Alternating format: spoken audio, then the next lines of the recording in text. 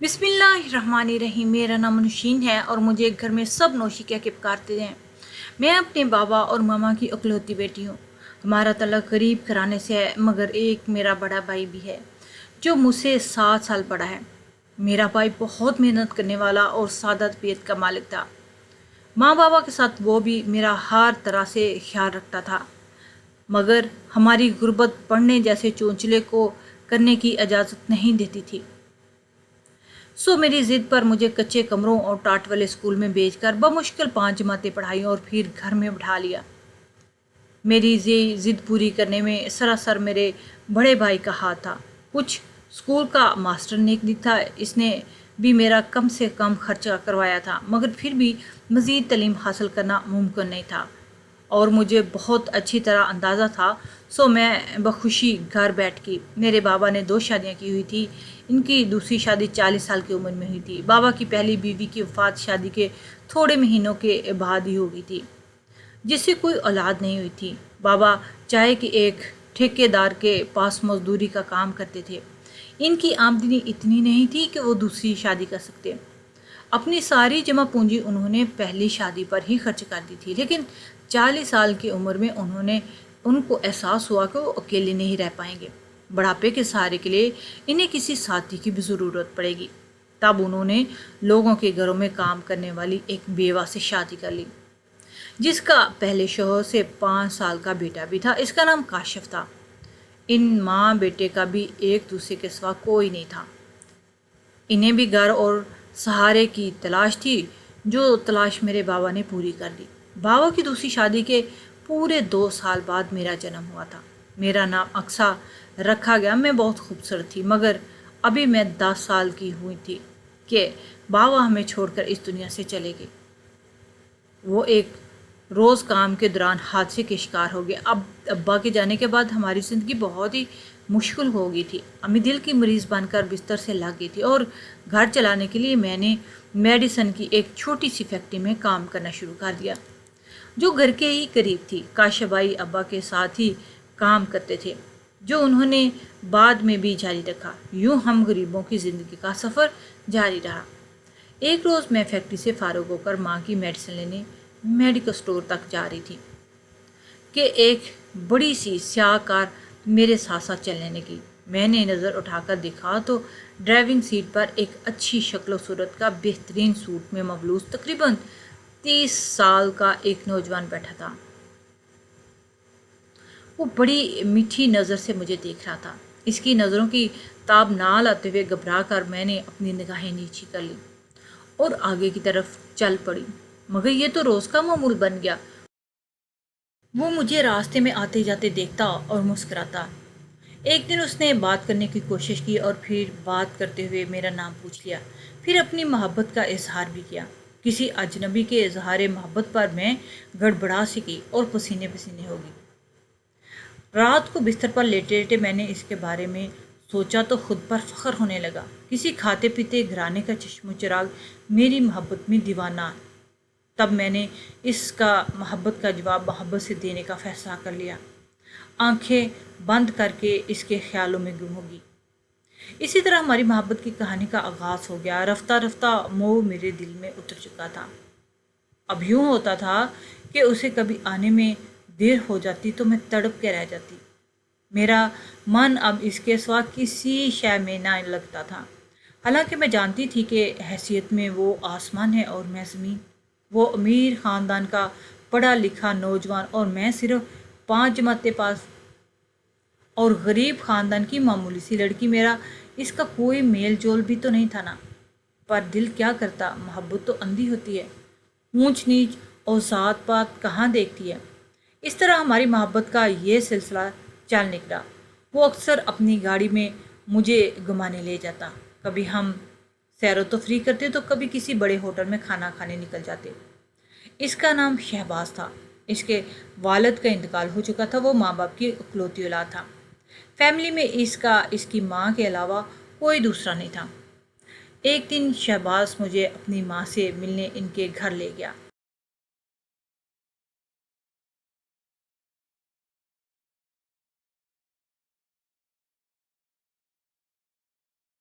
बड़ी एहतियात बरतना चाहती है। शहबाज ने मुझे अपनी माँ के सवालों के बारे में काफ़ी समझाया, जो काफ़ी हद तक अजीब और गरीब भी थे।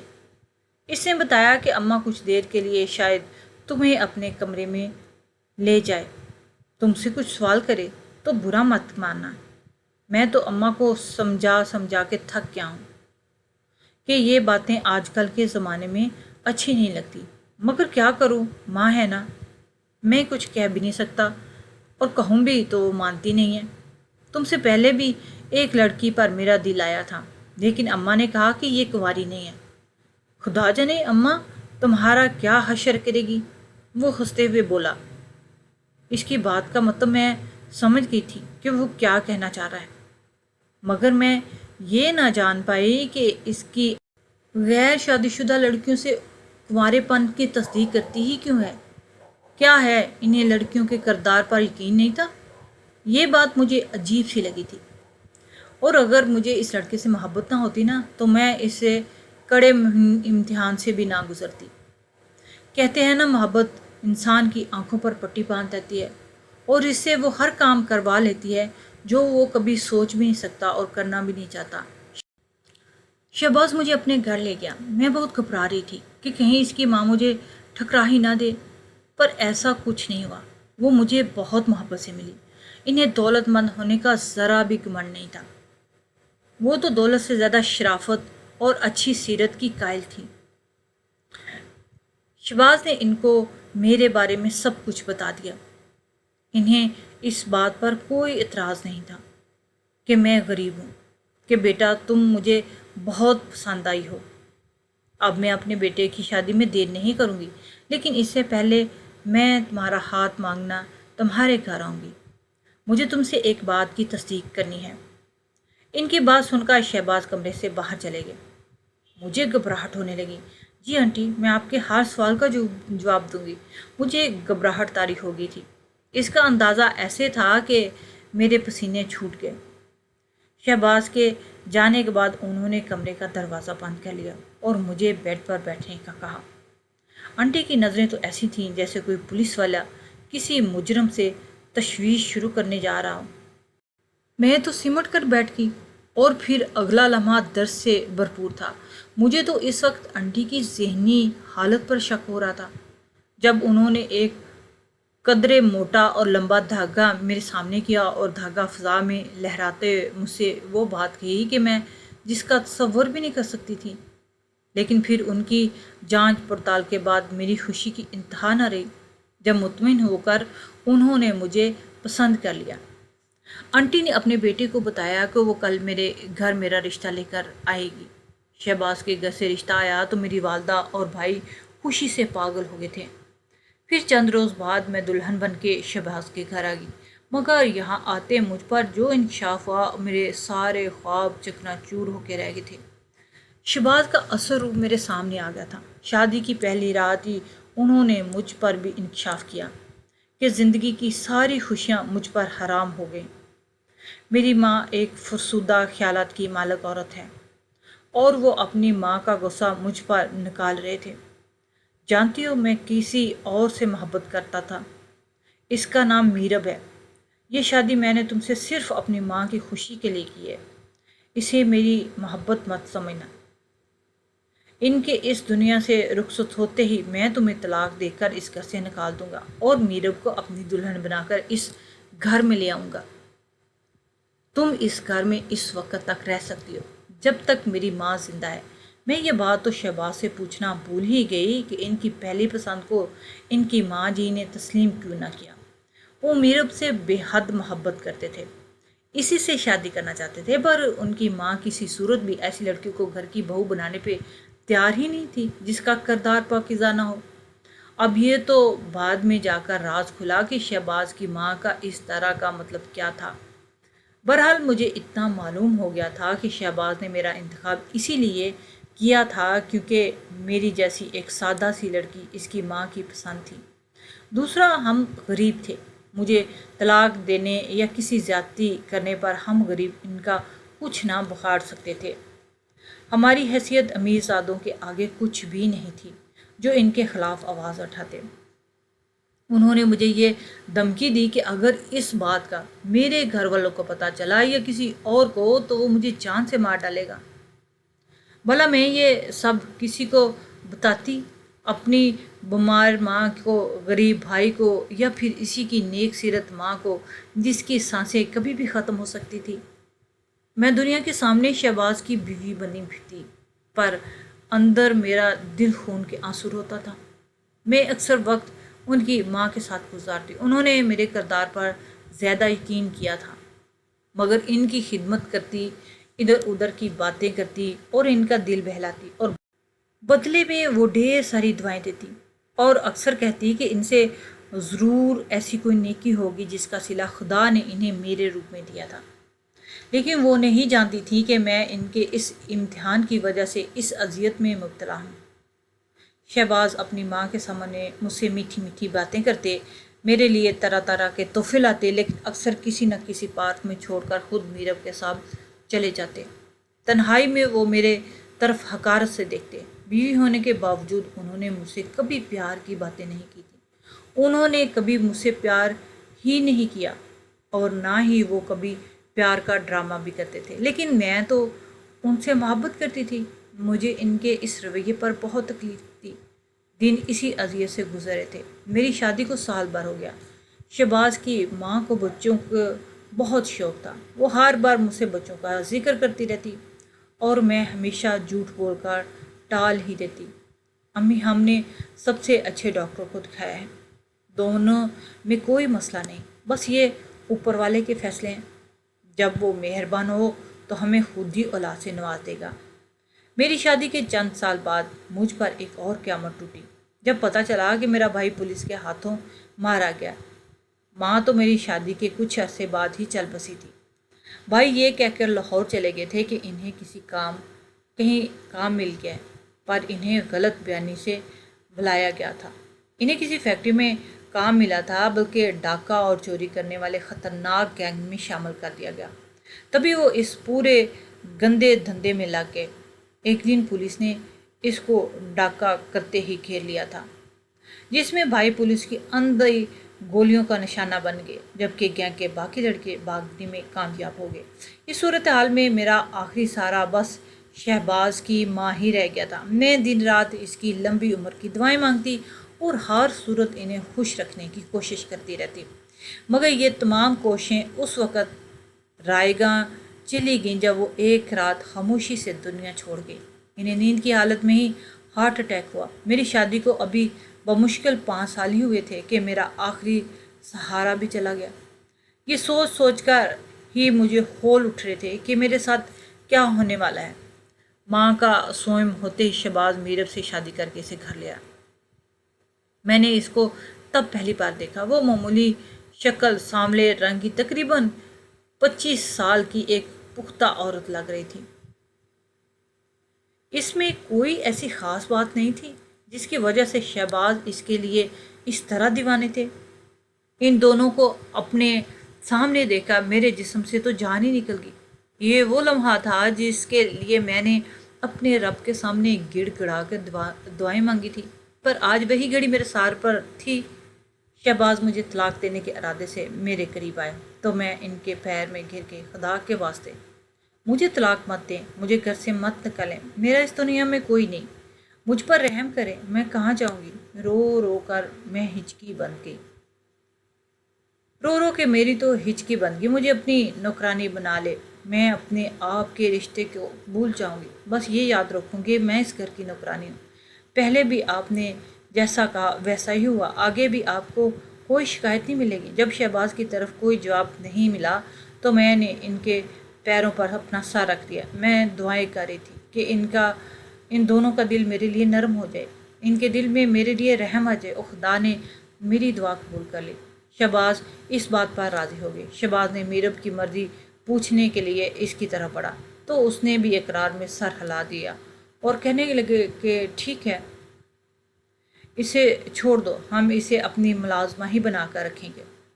میں نے دل میں خدا کا لاکھ لاکھ شکر ادا کیا، اور اگلے روز وہ دونوں ہنی مون پر چلے گئے۔ 1 مہینے کے بعد ان کی واپسی ہوئی اور میرب گھر کے نوکروں کو نکالتی چلے گی۔ یہ سارے پرانے اور وفادار نوکر تھے جن سے شہباز کی ماں بہت محبت کرتی تھی، یہاں تک کہ اس ماسی کو بھی نکال دیا اور شہباز سے کہا کہ نوشین اب اس گھر کو سنبھالے گی۔ شہباز اسے اف تک نہیں کہتے تھے، اسے دیوانوں کی طرح چاہتے تھے۔ میرب نے پوری طرح مجھے گھر کی نوکرانی بنا کے رکھ دیا تھا، ہر کام ہی کرتی تھی، ہر کام میں ہی کرتی۔ ایک دن وہ میرے پاس آئی اور اس نے مجھ سے کہا کہ وہ میرے لیے ناقابل برداشت تھا۔ سنو، تم تو جانتی ہو شہباز کی ماں نے مجھے قبول نہیں کیا تھا۔ میں نے لا علمی کا اظہار کیا تو کہنے لگی میں ایک طوائف رہ چکی ہوں، اس ظاہر ہے کہ میں کنواری بھی نہیں تھی۔ شہباز کی ماں کو ہمیشہ سے کنواری لڑکیوں کی تلاش تھی، نہ جانے کیسی خطبی سی عورت تھی۔ ٹھیک ہے، چھوڑو ان باتوں کو، میں تمہیں یہ بتا رہی ہوں کہ شہباز مجھ سے بے حد محبت کرتے تھے اس وقت سے جب وہ تمہیں محبت کے جال میں پھنسا رہے تھے، مگر تم تو جانتی ہو نا، طوائف کا دل کبھی ایک مرضی سے نہیں بھرتا۔ شہباز کے کام جاتے ہی میرا دل بہلانے کے لیے لوگ آیا کرتے، اس بات کا علم شہباز کو نہیں ہونا چاہیے، ورنہ نتیجے کی ذمہ دار تم خود ہو۔ میں اس کو حیرت سے دیکھنے لگی، اسے شہباز جیسا وفادار محبت کرنے والا دولت مند شوہر ملا تھا جس نے کبھی کبھی بھی اپنی بیوی کے علاوہ کسی کی طرف نہیں دیکھا تھا۔ میرب کو تو شکر ادا کرنا چاہیے تھا کہ شہباز نے اس کو اس گندگی سے نکالا، مگر گندگی کا کیڑا گندگی کو ہی پسند کرتا ہے۔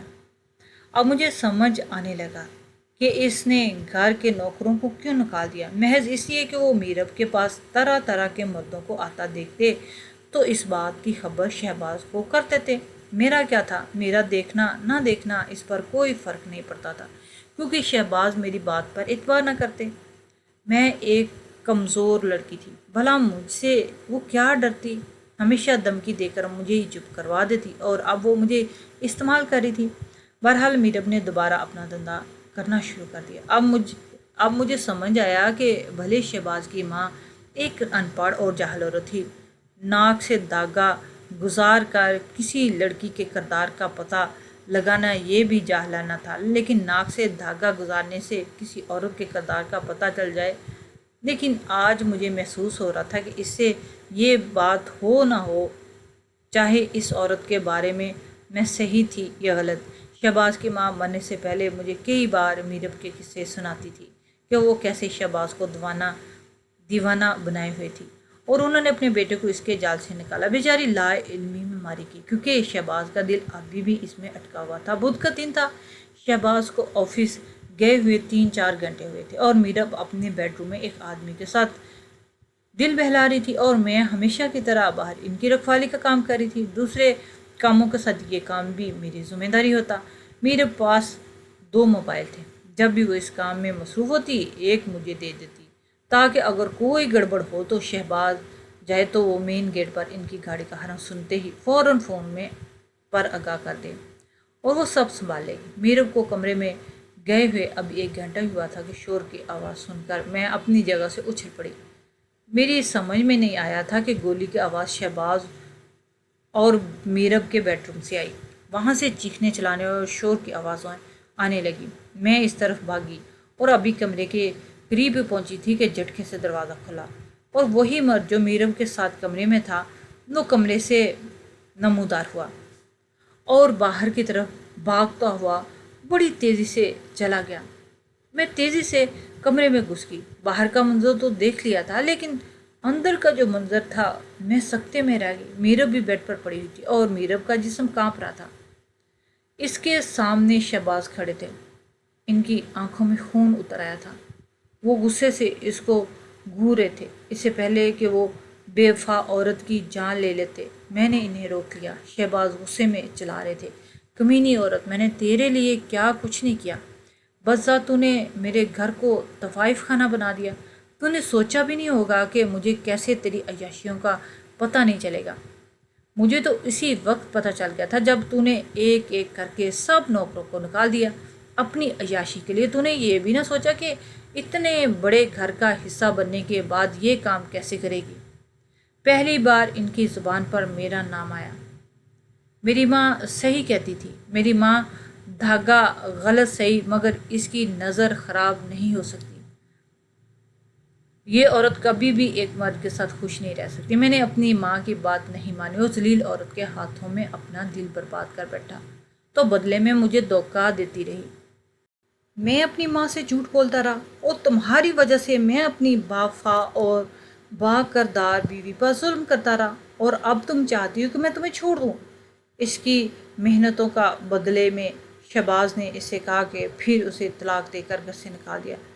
پھر وہ میرے سامنے دونوں ہاتھ جوڑ کر مجھ سے معافی مانگنے لگی۔ میرے لیے یہی کافی تھا کہ انہیں احساس ہو گیا تھا۔ بعد میں نے اپنی تمام پرانے نوکروں کو پھر سے رکھ لیا۔ 1.5 سال کے بعد خدا نے ہمیں بیٹا اور بیٹی سے نوازا۔ شہباز مجھ سے بہت پیار کرتے ہیں کہ خدا کے ہاں دیر ہے اندھیر نہیں۔ آپ کی دعاؤں کو سن لیا۔ ان کی دعاؤں کی قبولیت اپنے وقت مقرر پر چھوڑ دیتے تو ایک خلش ان کے دل میں ہمیشہ رہ جاتی، اور وہ مجھے بھی شاید اتنا پیار اور عزت نہیں دے پاتے، بس سمجھوتا نبھاتے ساری زندگی۔